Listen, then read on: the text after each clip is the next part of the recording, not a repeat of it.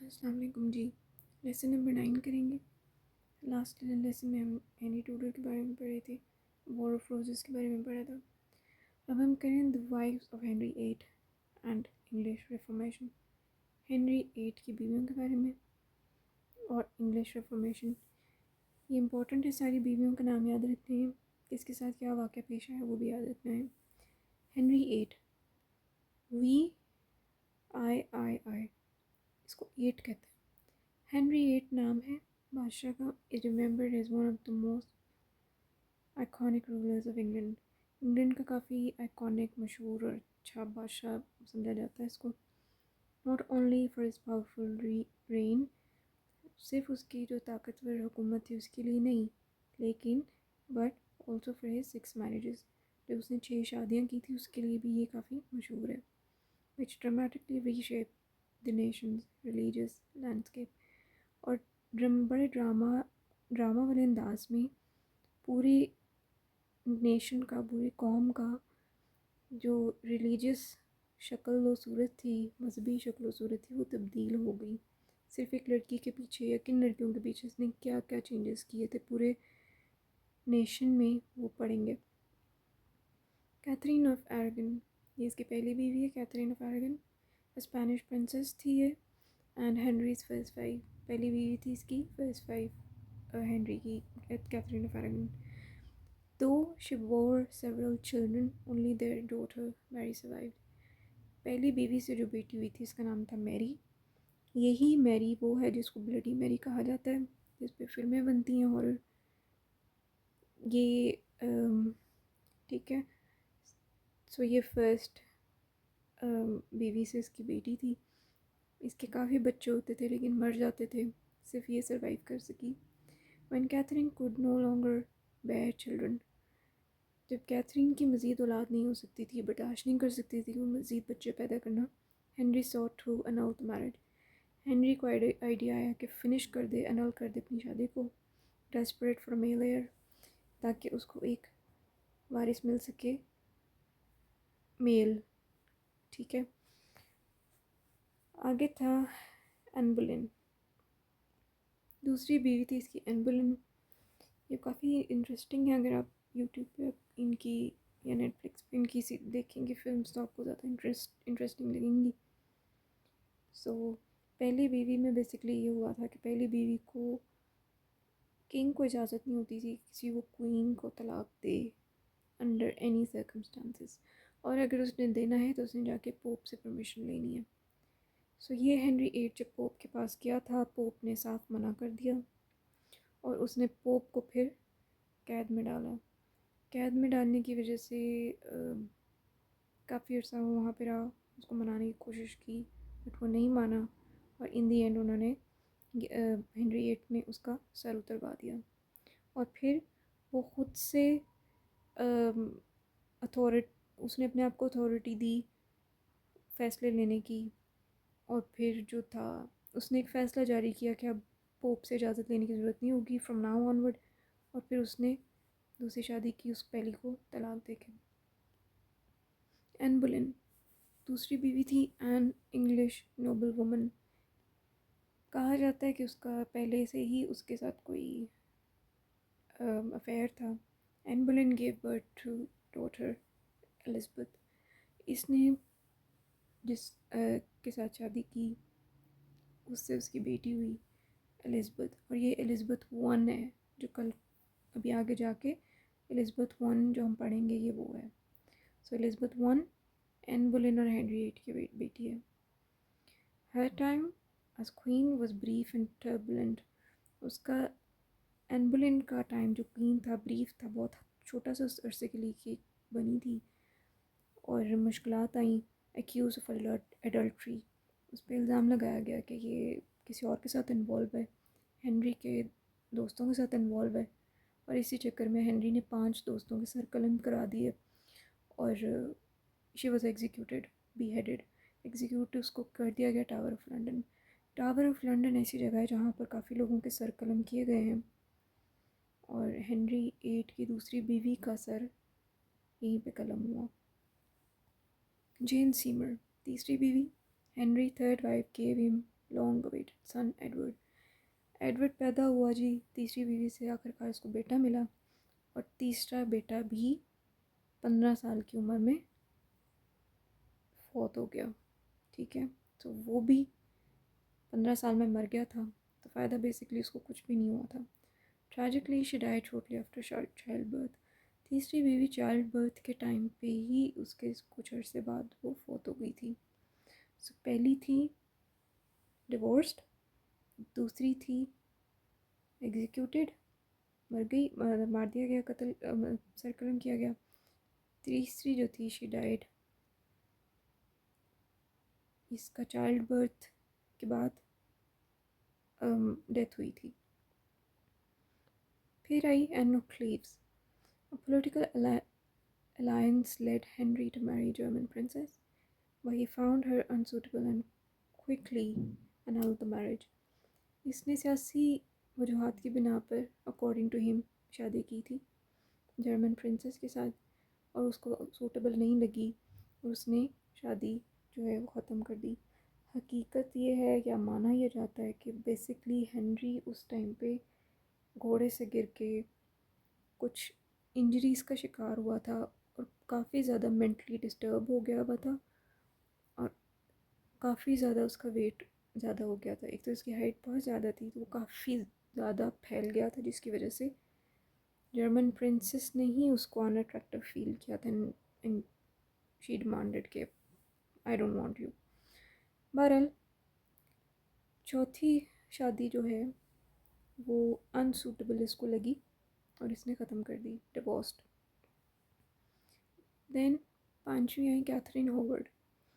Catherine hovered इसकी दूसरी बीवी जो थी, एन बोलेन, जिसका इसने सर कलम किया था, जिससे इसकी बेटी थी एलिज़ाबेथ, उसकी कज़न थी, और इन दोनों पे सेम इल्ज़ाम थे कि इनफिडिलिटी है या अडल्ट्री है या जो भी, ठीक है, यानी कि इसके भी चक्कर हैं किसी ना किसी के साथ, इसके भी अफेयर्स हैं। एंड शी वाज एग्जीक्यूटेड, उसको भी टावर ऑफ लंदन पे एग्जीक्यूट कर दिया गया। हिस्टोरियंस का मानना ये है कि एन बोलेन को जब मारा गया था, एग्जीक्यूट किया गया था, तो वो कह के मरी थी कि इल्ज़ाम जो है वो झूठे हैं। कैथरीन होवर्ड जो है वो मान के मरी थी कि हाँ सच्चे हैं। सो इसको भी एग्जीक्यूट किया गया। एग्जीक्यूट का मतलब बीहेड करना, सर उतारना। टावर ऑफ लंदन पे ये हुआ। दैन कैथरीन पर द लास्ट हेनरीज वाइफ, आखिरी छवीं बीवी, शी आउटलिव्ड हिम। मतलब ये कि इसकी उम्र ज़्यादा थी और हेनरी की डेथ हो गई बेसिकली, नहीं तो इसका भी असर उतरता या इसको डिवोर्स होती है, कुछ हो सकता था। And re married after his death, और जब हेनरी 8 की डेथ हुई इसने भी शादी कर ली। Although she died not long after, बहुत ज़्यादा अरसा नहीं गुजरा था जब कैथरीन पर का भी इंतकाल हुआ। To end his first marriage, ये बात आ गई पहली शादी ख़त्म करने के लिए। Henry needed pops blessing, pope की परमिशन चाहिए थी इसको। व्हेन द पोप रिफ्यूज्ड, उसने मना कर दिया जब पोप ने, हेनरी टुक रेडिकल एक्शन, उसने एक और फैसला लिया। ही separated the Roman Catholic church in reform church of England. अच्छा, दो चर्च थे, सॉरी एक चर्च था कैथोलिक चर्च। क्रिश्चियनिटी में कैथोलिक भी लोग होते हैं और प्रोटेस्टेंट्स भी होते हैं, ये बड़े दो ब्रांचेस ही हैं, बड़े सेक्ट फ़िरके ये हैं, कैथोलिक और प्रोटेस्टेंट। पहले सारे रोमन चर्च को, जो कि कैथोलिक चर्च था, उसको फॉलो करते थे, प्रोटेस्टेंट्स नहीं थे। इसने सिर्फ उसके साथ शादी करने के लिए रोमन कैथोलिक चर्च से खुद को ख़त्म, मतलब आज़ाद कर लिया कह लें, आज़ाद नहीं, मतलब इसने उनकी अथॉरिटी को ख़त्म कर दिया कि अब से हम इनको नहीं मानेंगे, और उसने अपना एक नया चर्च बना लिया। Form the Church of England, Church of England बनाया with himself as a head, और उसने अपने आप को उसका हेड डिक्लेयर कर दिया। पहले पोप होता था हेड, वो फैसले लेता था, अब इसने नया चर्च बनाया और अपने आप को हेड बना दिया। इसका मतलब ये कि अब इसको किसी की परमिशन नहीं चाहिए।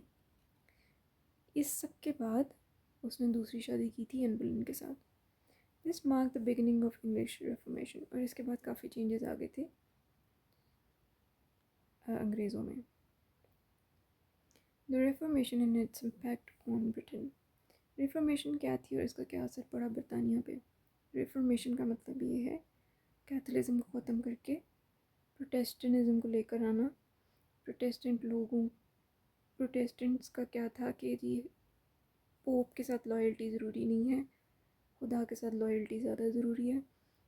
और ये सब बातें हेनरी VIII ने इंट्रोड्यूस कराई थी, और ये बहुत सारे लोगों को, स्कॉटलैंड के लोगों को भी, इधर उधर लोगों को ये बात अट्रैक्ट की और बहुत सारे लोग प्रोटेस्टेंटिज्म की तरफ आ गए थे। Across Europe a powerful religious movement was taking shape. एक बहुत ताकतवर रिलीजियस तहरीक चल रही थी यूरोप में, जिसको हम कहते हैं Protestant reformation. Challenge the authority of pope, जिससे पोप की अथॉरिटी को चैलेंज किया गया। एंड ट्रेडिशनल कैथोलिक प्रैक्टिसेस, और कैथोलिक की जो मजहबी प्रैक्टिस थी, रवायात थी, उसको चैलेंज किया गया कि नहीं, अब हम नहीं मानेंगे आपको। Reformers believe individual should read the Bible in their native language. कि उन रिफॉर्मर्स यानी प्रोटेस्टेंट रिफॉर्मेशन को मानने वाले ये कहते थे कि बाइबल को अपनी ज़बान में पढ़ा जाए, ठीक है, लातीनी ज़बान यानी लैटिन ज़बान में पढ़ना ज़रूरी नहीं है। And have a great connection to God without intermediaries like saints और क्लर्जी। और उन्होंने कहा डायरेक्ट कनेक्शन अपना अल्लाह ताला के साथ बनाओ, बीच में जो आपने सेंट्स रखे हुए, क्लर्जी रखे हुए, पादरी वगैरह, इनको साइड पे कर दिया जाए। और ये बहुत छोटी चीज़ नहीं है, सुनने में छोटी लग रही है लेकिन बहुत बड़ी चीज़ है। Protestant beliefs began to spread through England, Wales and Scotland in 1500। और ये सारे बिलीफ जो यकीन थे, अकीदे थे, 3 इलाकों में, इंग्लैंड, वेल्स और स्कॉटलैंड में काफ़ी ज़्यादा फैलना शुरू हो गए। हाउएवर इन आयरलैंड के लोगों ने इन चीज़ों को तस्लीम नहीं किया और वहाँ पे काफ़ी ब्लडशेड शुरू हो गया, खूनरेज़ी शुरू हुई। एफर्ट्स टू इन्फोर्स प्रोटेस्टेंटिज्म को इन्फोर्स करना, लागू करना, उसकी कोशिश। And English laws and English land laws, और अंग्रेज़ों के जो कवानीन थे नए नए, स्पार्क्ड रेजिस्टेंस रुकावट लगी, इससे रुकावट आनी शुरू होगी। And led to wide spread conflict with native Irish chiefs, और जो पुराने आयरिश लोग थे, आयरलैंड के बड़े बड़े लोग थे, चीफ थे, उनके बीच में लड़ाई फैल गई क्योंकि उन्होंने प्रोटेस्टेंटिज्म को इनकार कर दिया मानने से। ड्यूरिंग हेनरी VIII के रेन के हुकूमत के during Wales was formally united with England. Wales को इंग्लैंड का हिस्सा बनाया गया through the Act of Union के तहत, granting Welsh representation in the English parliament.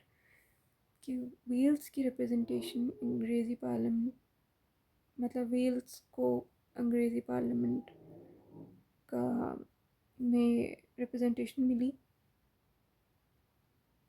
यानी अंग्रेज़ी पार्लियामेंट में, इंग्लिश पार्लियामेंट में वेल्स भी अपने आप को रिप्रेजेंट कर सकता है, वेल्स के लोग, वेल्श भी अपने आप को रिप्रेजेंट कर सकते हैं। And aligning the Welsh legal system with England और वेल्स के लीगल सिस्टम को, कानूनी सिस्टम को अलाइन करने की कोशिश की गई, ऑन द सेम पेज लाने की कोशिश की गई। व्हाट्सएप नंबर मैंने आपको दिया है, अगर आपने लेसन्स लेने हैं ऑनलाइन, मैं आपको टेस्ट पास करने के तरीके बताऊंगी, ट्रिक्स बताऊंगी, वो भी, और डेली असेसमेंट्स भी होंगी। अगर तो आप लेना चाहते हैं लेसन्स तो आप मुझे व्हाट्सएप नंबर पे मैसेज करें प्लीज़। Thank you.